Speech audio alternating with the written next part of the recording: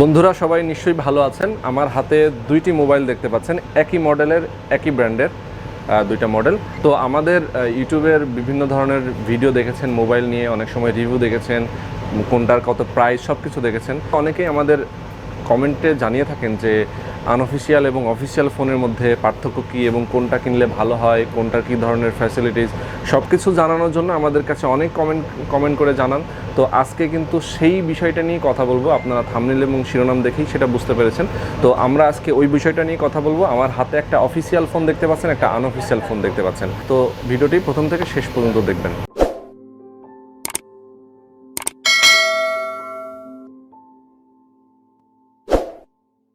তো প্রথমেই আপনাদেরকে একটু ক্লোজভাবে দেখানোর চেষ্টা করি। যে দেখতে পাচ্ছেন রিয়েলমি 5-এর দুইটা মোবাইল, এবং এই দুইটা মোবাইলই নতুন বাজারে আসছে।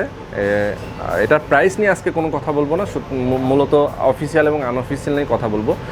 তো প্রথমেই আমি আপনাদেরকে বলি যে অফিসিয়াল ফোন কোনটা এবং আনঅফিসিয়াল ফোন কোনটা। অফিসিয়াল ফোন হচ্ছে বাংলাদেশের যারা অথরাইজড ডিলার, কোম্পানির কাছ থেকে অথরাইজেশন নিয়ে বাংলাদেশে স্টল দিয়েছে, যারা বাংলাদেশে শপ দিয়েছে, তারা হচ্ছে অথরাইজ এবং তারা অফিসিয়াল ফোন বিক্রি করে থাকে। একটা রেটও থাকে, নির্দিষ্ট একটা পরিমাণ রেট থাকে, সেই রেটে আপনাদেরকে ফোনগুলো কিনতে হয়। এবং একই সঙ্গে এগুলো বাংলাদেশে ট্যাক্স এবং ভ্যাট প্রদান করেই বাংলাদেশে প্রবেশ করে বিভিন্ন কোম্পানির মোবাইলগুলো। যেমন চায়না থেকে অনেক মোবাইলগুলো প্রোডাকশান হয়ে থাকে, ইন্ডিয়া থেকে অনেক মোবাইল প্রোডাকশান হয়ে থাকে। তো সেই মোবাইলগুলো অফিসিয়াল প্রসেসের মাধ্যমে বাংলাদেশে ট্যাক্স দিয়ে বাংলাদেশে প্রবেশ করে এবং সেগুলোর আমাদের সরকারের কাছে বিটিআরসি এর কাছে সেটা নথিভুক্ত থাকে। তো সেই মোবাইলগুলোই আসলে বলে অফিসিয়াল মোবাইল। আর পাশাপাশি আনঅফিসিয়াল মোবাইল হচ্ছে সেটাই যেটা বাংলাদেশে কোনো অফিসিয়াল যেমন কোম্পানির মাধ্যমে আসে না, এরা হয়তো ইম্পোর্টার অথবা যে কোনো মাধ্যমে আপনি হয়তো বাংলাদেশের বাইরে কোথাও বেড়াতে গেছেন, হয়তো বা চায়না থেকে আপনি দুইটা মোবাইল হাতে করে চলে আসছেন, অথবা অন্য কোনো ওয়েতে আপনি সেটা নিয়ে আসছেন। তো সেটাকেই বলে আনঅফিসিয়াল, এবং এগুলোর ভ্যাট ট্যাক্স ছাড়াই বাংলাদেশে প্রবেশ করে, সেটাকে আমরা বলি আনঅফিসিয়াল। আর এই মোবাইলের তথ্য, এই মোবাইলের ইএমআই নাম্বার বাংলাদেশ সরকারের কাছে কোনো তথ্য থাকে না। সেগুলো হয়তো বিভিন্ন শপ থেকে আপনারা কিনতে পারেন। এই শপের মালিকগুলো, ওনারগুলো তারা বাংলাদেশের বাইরে থেকে বিভিন্ন মাধ্যমে এই ফোনগুলো বাংলাদেশে কালেক্ট করে। মূলত এটা বলার উদ্দেশ্য হচ্ছে দুইটা কারণ, যে মোবাইল কিন্তু একই মডেল, একই ধরনের মোবাইল, শুধুমাত্র একটা ভ্যাট এবং ট্যাক্স দিচ্ছে বাংলাদেশকে, আর একটা ভ্যাট এবং ট্যাক্স ছাড়াই বাংলাদেশে প্রবেশ করছে।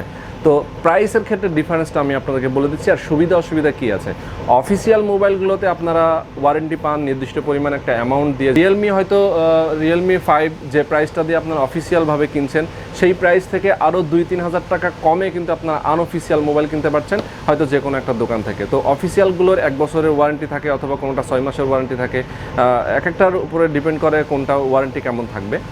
আর আনঅফিসিয়ালগুলো একই সঙ্গে ওয়ারেন্টি থাকে দোকান নিজেরা, মানে যে দোকান থেকে আপনি মোবাইলটা কিনবেন সেই দোকান থেকে আপনাকে একটা ওয়ারেন্টি দিয়ে দিবে 1 বছরে।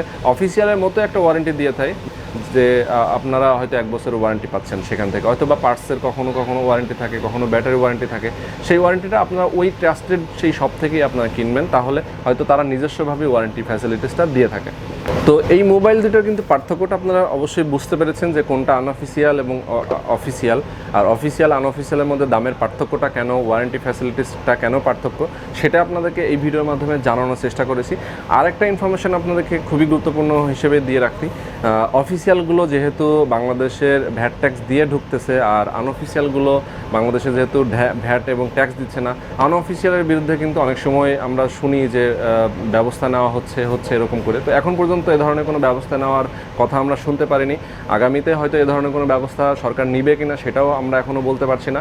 তো যার কারণে আপনারা যতদিন এই মোবাইলগুলো বাজারে আছে, মার্কেটে আছে, আপনারা প্রাইস কম দিয়ে যার যখন যেটা মনে হয় পছন্দ, আপনারা আপনাদের ফ্যাসিলিটিসের কথা চিন্তা করে যে কোনো মোবাইল যে কোনো মুহূর্তে যে কোনো শপ থেকেই কিনতে পারেন। এটা আপনাদের উপরেই সম্পূর্ণভাবে ডিপেন্ড করে।